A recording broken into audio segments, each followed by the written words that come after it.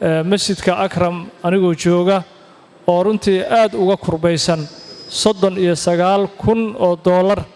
oo masaajidka loo haystay oo materialkii masaajidka galay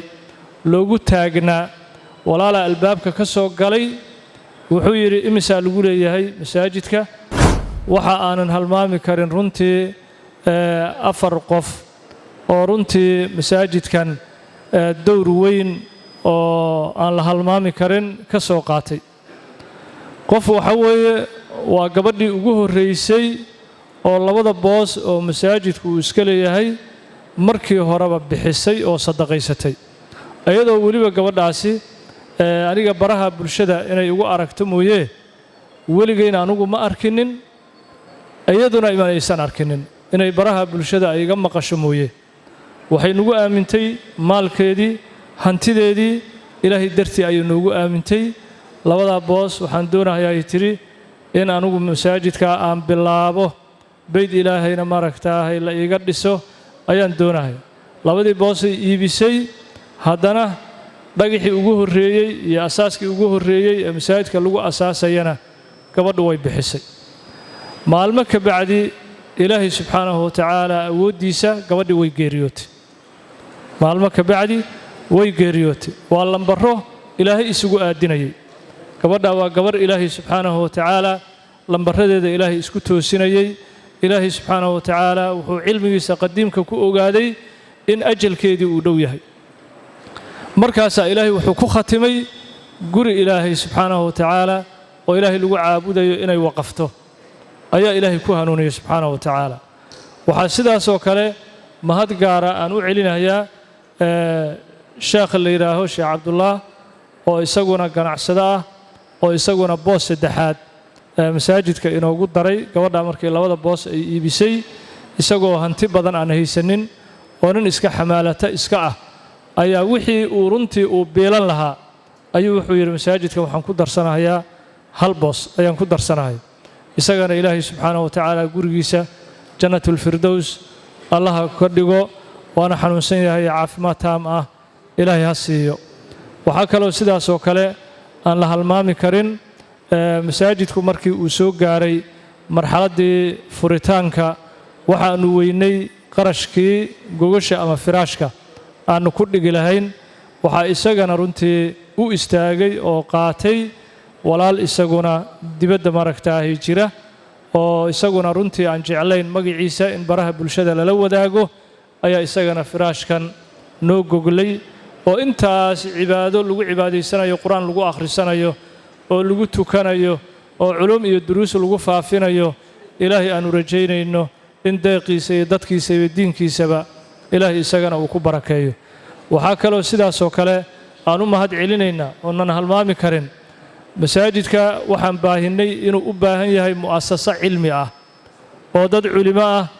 oo ahlu khayr ah ee dalkan diintiisa iyo ummaddiisaba risaaladii nabigeena maxamed sallallahu alayhi wasallam gaarsiiya mu'asasa ay ka soo baxaan inuu masaajidku u baahan yahay walaal ayaa fartiinteenaas maqlay walaalkii isla markiiba 4 boos ayaan iibinayaa yiri oo laga dhigayo xarun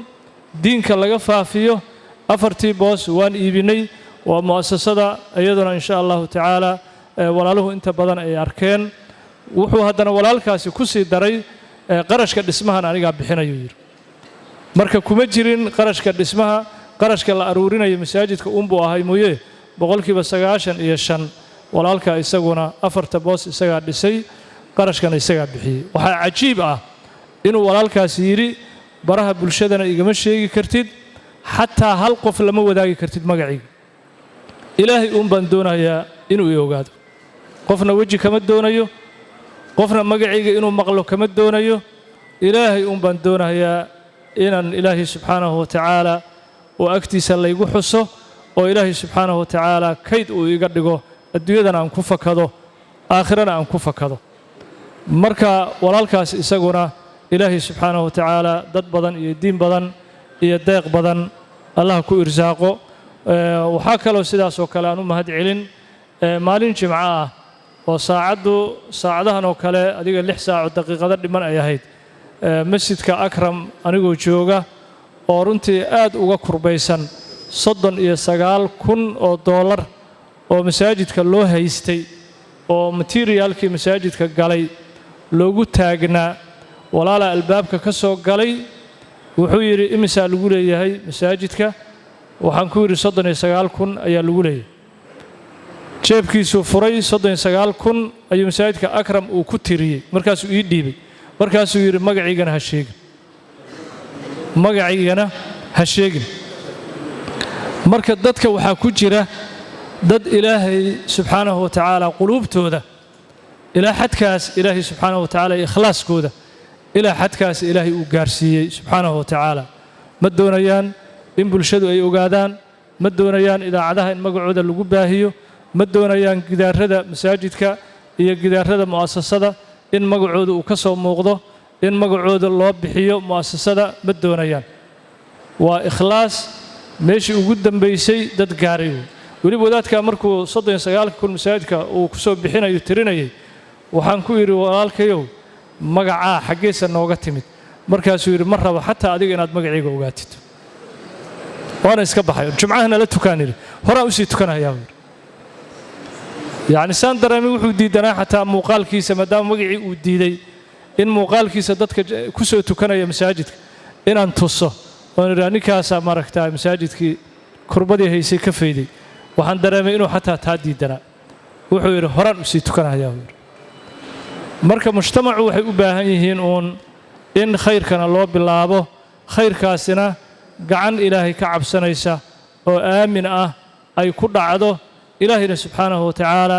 wanaag anigu aan leeyahay iyo yacni ammaano iyo khayr iyo diyaano aan leeyahay anigu kuma faanayo addoommada kuwa ugu dembiga badan ayaan ku jiraa laakiin ilaahay subxaanahu wa tacaala wuxuu igu manaystay oo igu karaamaystay 1 senti oo maalin jumcaha ilaahay hortiisana aan ka qirahaya 1 senti oo beydka ilaahay lagu sadaqaystay ama mu'asasada in ilaahay uu iga ilaaliyay وهذا من فضل الله ورحمته ما هو وحنا وناق أنو أن إسكاليه هاي ديانة أنو أن إسكاليه هاي معها ووح إلهي سبحانه وتعالى ويقول إلهي إلهي نوائي مغلهيا ملائكتي سنوائي مغليا ووح إلهي سبحانه وتعالى أمام الله أن له ارتقيه وإلهي سبحانه وتعالى بجاجك مركان صور راعيه ومساجدك أنو خدمينيه لعقت بجاجك أنا جيبك يكبحيني حتى مدهينين maadaama masaajidka aad u adeegayso oo adeegiisii aad wadid lacagta bajaajka lacagta masaajidka ka bixi weligay xataa uma niyeysan wax kale inaan ka qaato iska daa taas waa fadli ilaahay aan u qirayo laakiin wanaag anigu aan isku ammaanayo ma ahan waa ilaahay subxaanahu wa tacaala tawfiiq ilaahay uu waafajiyey marka alxamdulilah ilaahay subxaanahu wa tacaala inta muxsiniinta ah intaa waa dadkii runtii namaadij mudan in bulshadu ay ka dhigato